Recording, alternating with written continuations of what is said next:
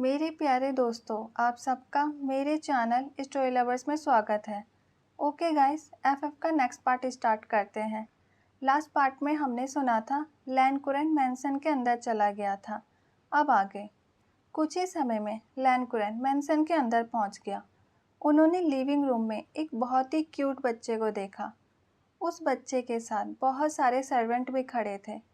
बच्चा थोड़ा सा घबराया हुआ था। बच्चे ने लैनजान के कपड़े पहन रखे थे। इससे लैन कुरैन को ये समझ आ गया कि इस बच्चे को इस घर के अंदर लाने में कहीं ना कहीं लैनजा और सिचैन का हाथ है। सर्वेंट ने लैन कुरैन को बता दिया था कि उन्होंने इस बच्चे को फर्स्ट फ्लोर से आते देखा था। लैन कुरैन को इस बच्चे पर बिल्कुल भी प्यार नहीं आ रहा था। लैन कुरैन ने अपने ड्राइवर से कहा कि स्कूल जाकर लैनजा और सिचैन को घर वापस लेके आओ। उन्हें बहुत सारे सवालों के जवाब देने होंगे। ड्राइवर स्कूल चला गया और प्रिंसिपल से परमिशन लेने के बाद वो दोनों बच्चों को घर वापस ले जाने लगा। कार के अंदर सिचैन ने ड्राइवर से कई बार पूछने की कोशिश की, हम स्कूल ऑफ होने से पहले घर क्यों जा रहे हैं? घर में सब कुछ ठीक है ना? लेकिन ड्राइवर ने सिचैन से सिर्फ इतना कहा कि आपको घर जाके पता चल जाएगा। आपके अंकल आपसे कुछ इम्पोर्टेंट बात करना चाहते हैं।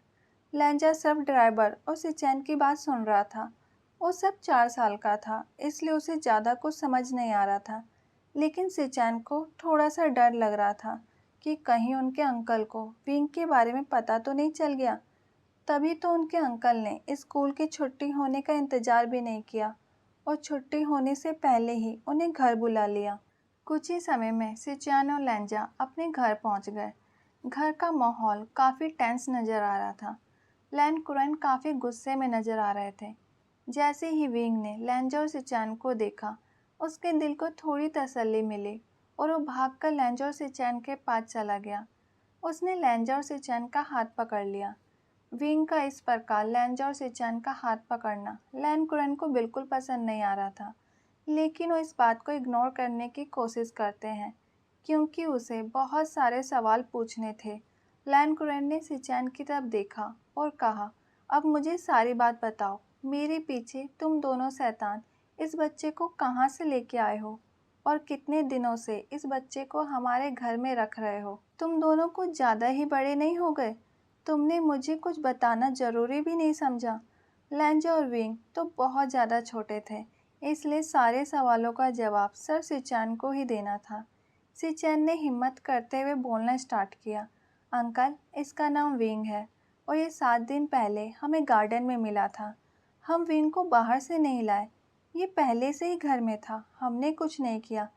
लैन कुरैन ने कहा, फिर ये बच्चा कहाँ से आया? गार्ड को भी कुछ नहीं पता, ऐसा कैसे हो सकता है? लैन कुरैन ने सिचैन से आगे कुछ नहीं पूछा और वो वहाँ से सीधा सीसीटीवी फुटेज रूम में चले गए और वो 7 दिन पहले का सीसीटीवी फुटेज चेक करने लगे। लेकिन मेन गेट से विंग की एंट्री का कोई फुटेज नहीं था। एक एक करके लैन कुरैन सारे एरिया का फुटेज चेक करने लगे। जब उन्होंने पार्किंग एरिया का फुटेज देखा तो उनकी आंखें बड़ी बड़ी हो गई। अब उन्हें समझ आ गया कि विंग तो उनकी कार में बैठकर ही मैंसन के अंदर आया था, क्योंकि उन्होंने विंग को कार से निकलते देखा।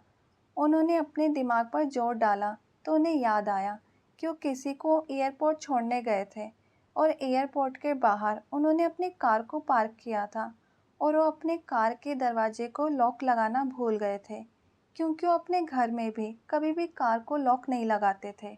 अब उन्हें समझ आ रहा था कि गलती से वो खुद इस बच्चे को अपने घर लेकर आ गए हैं। वो वापस लिविंग रूम में जाते हैं जहाँ सर्वेंट और तीनों बच्चे खड़े थे। लैन कुरैन विंग के पास जाते हैं और उसे अपने साथ चलने के लिए कहते हैं। विंग उनसे डर रहा था, इसलिए वो सिचैन के पीछे छुप जाता है।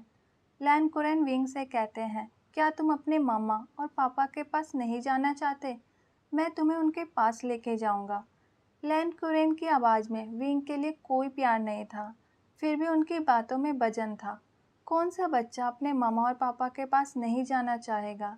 इसलिए विंग लैन सिचैन के पीछे से वापस आगे आ जाता है और उम्मीद भरी नज़रों से लैन कुरैन को देखने लगता है। लैन कुरैन विंग का हाथ पकड़ने के लिए अपना हाथ आगे बढ़ाते हैं। विंग भी लैन कुरैन का हाथ पकड़ लेता है। जब लैन कुरैन विंग को ले जाने लगे तो लैंजा ने विंग का हाथ पकड़ लिया और नहीं चाहता था कि विंग कहीं भी जाए। जहां लैंजा और विंग एक दूसरे को बहुत ही प्यार से देख रहे थे, वहीं दूसरी तरफ से चैन ने हिम्मत करके अपने अंकल से पूछा, अंकल क्या आप विंग के मामा और पापा को जानते हो? अंकल क्या आप सच में विंग को उसके मामा और पापा के पास ले जा रहे हैं?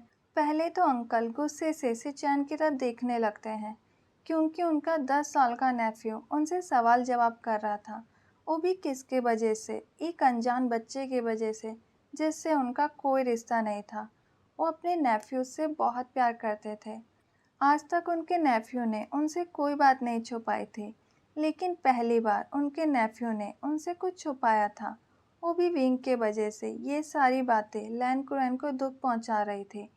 उन्होंने तो अपने नेफ्यू के वजह से कभी शादी भी नहीं की थी, और आज अपने नेफ्यू का किसी और के करीब जाना, किसी और की केयर करना उन्हें अच्छा नहीं लग रहा था।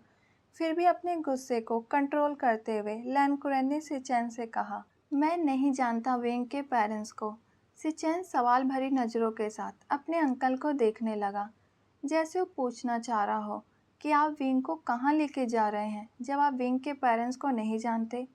लैन कुरैन अपने नेफ्यू के आंखों में बसे सवालों को अच्छे से पहचान पा रहे थे। लैन कुरैन ने अपने दिमाग को शांत करते हुए कहा, हाँ मैं नहीं जानता विंग के पेरेंट्स को। तो क्या हमें इस बच्चे के पेरेंट्स को ढूंढने की कोशिश नहीं करनी चाहिए? इस बच्चे के पेरेंट्स भी इसे ढूंढ रहे होंगे, इसके लिए परेशान हो रहे होंगे। इसलिए मैं सिर्फ इस बच्चे की मदद करना चाह रहा हूँ। इसलिए तुम ज़्यादा मत सोचो, मैं इस बच्चे को कोई नुकसान नहीं पहुँचाऊँगा। सिचैन को पता चल रहा था उसने अपने सवालों से अपने अंकल को दुख पहुंचाया है, इसलिए सिचैन ने अपनी नज़रें नीचे कर ली और बहुत ही धीमी आवाज़ में कहा, सॉरी अंकल, मेरा वो मतलब नहीं था। लैन कुरैन ने प्यार से सिचैन के बालों को सहलाया और कहा, कोई बात नहीं, अब मुझे जाना चाहिए। सिचैन ने धीरे से अपने सर को हाँ में हिलाया। जब लैन कुरैन जाने लगे तो उनकी नज़र विंग और लैंजा पर पड़ी, जो अपनी एक अलग दुनिया में थे। दोनों ने एक दूसरे का हाथ पकड़कर बड़े ही प्यार से एक दूसरे की आंखों में आंखें डाल रखी थी। पता नहीं दो बच्चे जो कि 4 साल के थे एक दूसरे की आंखों में क्या ढूंढने की कोशिश कर रहे थे, लेकिन कुछ तो ऐसा था जो दोनों एक दूसरे की तरफ खींचे चले जाते थे, या शायद दोनों एक दूसरे के साथ कुछ ज़्यादा ही कंफर्टेबल हो गए थे। लैन कुरैन ने लैंजा से कहा, बेटा विंग का हाथ छोड़ो, हम विंग के मामा और पापा को ढूंढने जा रहे हैं। लैंजा ने ना चाहते हुए भी विंग का हाथ छोड़ दिया, क्योंकि वो भी अपने मॉम और डैड से बहुत प्यार करता था। इसलिए वो चाहता था विंग को उसके पेरेंट्स मिल जाए। उसने देखा था विंग कैसे अपने पेरेंट्स के लिए तड़पता था, जैसे वो अपने पेरेंट्स के लिए तड़पता था जब उसके पेरेंट्स का एक्सीडेंट हुआ था। लैन कुरैन विंग को पुलिस स्टेशन लेके जाते हैं और वहाँ पर जाकर पूछते हैं कि क्या किसी ने बच्चे की मिसिंग रिपोर्ट लिखवाई है। वो पुलिस के सामने विंग को करते हैं। लैन कुरैन को संघाई शहर में सब जानते थे। उनका इस शहर में अच्छा खासा नाम था। उनके कहने पर पुलिस ने विंग की एक फ़ोटो खींची और उस फोटो को संघाई शहर के हर पुलिस स्टेशन में भेज दिया गया और सारे पुलिस स्टेशन के इंस्पेक्टर से सेम सवाल पूछा कि क्या कोई इस बच्चे को ढूंढ रहा है।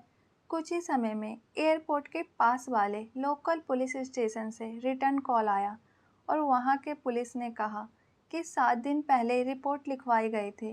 लैन कुरैन ने कहा कि मैं वहां पहुंचकर बात करता हूं। लैन कुरैन विंग को लेकर एयरपोर्ट के पास वाले लोकल पुलिस स्टेशन पहुंच गए। लैन कुरैन सीधा थाना इंचार्ज के कैबिन में विंग को लेके चले गए। थाना इंचार्ज विंग को अच्छे से पहचान रहा था, क्योंकि वो 7 दिन से इसी बच्चे को पागलों की तरह ढूंढ रहे थे। लैन कुरैन को देखते ही थाना इंचार्ज अपनी सीट से उठ गए और उन्होंने लैन कुरैन को ग्रीट किया। लैन कुरैन ने भी ग्रीट का जवाब दिया और पुलिस से पूछा, इसी बच्चे की मिसिंग रिपोर्ट लिखवाई गई है, क्या आप इसके पेरेंट्स को बुलवा सकते हैं? पुलिस ने जवाब दिया, हाँ, इसी बच्चे की मिसिंग रिपोर्ट लिखवाई गई थी। हम 7 दिन से इसे ढूंढ रहे थे। इसके पेरेंट्स का बहुत बुरा हाल हो रहा था। आप मुझे थोड़ा टाइम दीजिए, मैं अभी इसके पेरेंट्स को कॉल करता हूँ।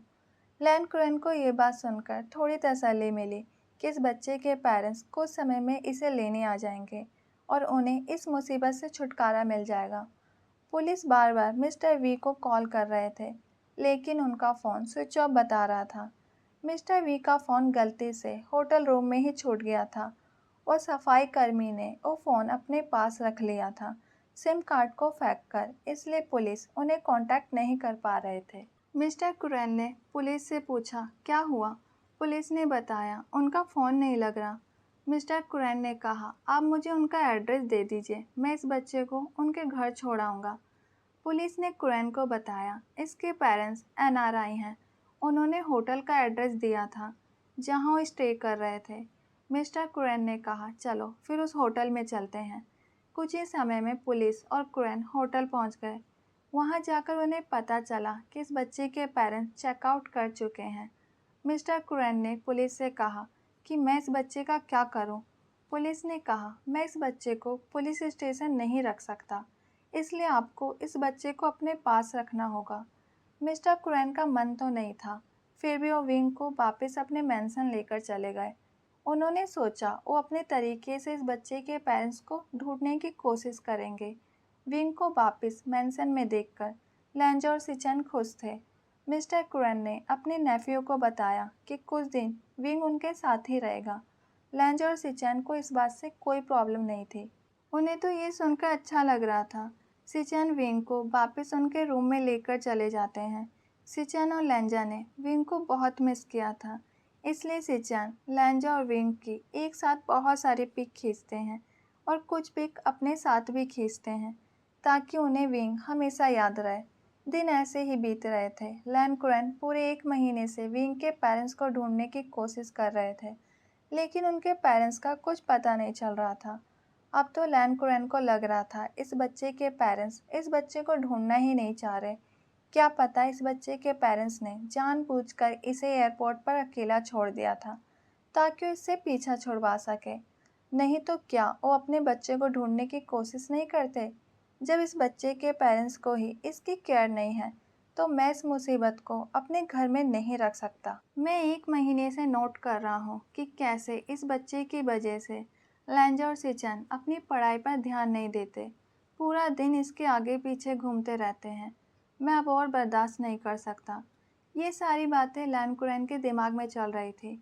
मिस्टर कुरैन ने अपना फ़ोन निकालकर पुलिस को कॉल किया और उन्हें इन्फॉर्म किया कि मैं अब और इस बच्चे को अपने पास नहीं रख सकता। पुलिस ने कुरैन से कहा, सर, हम उस बच्चे के पेरेंट्स का पता नहीं लगा पाए, इसलिए अगर आप उस बच्चे को नहीं रख सकते तो आप उस बच्चे को किसी अनाथालय में छोड़ दीजिए। लैन कुरैन ने फ़ोन काट दिया और अपने बिस्तर पर सो गए।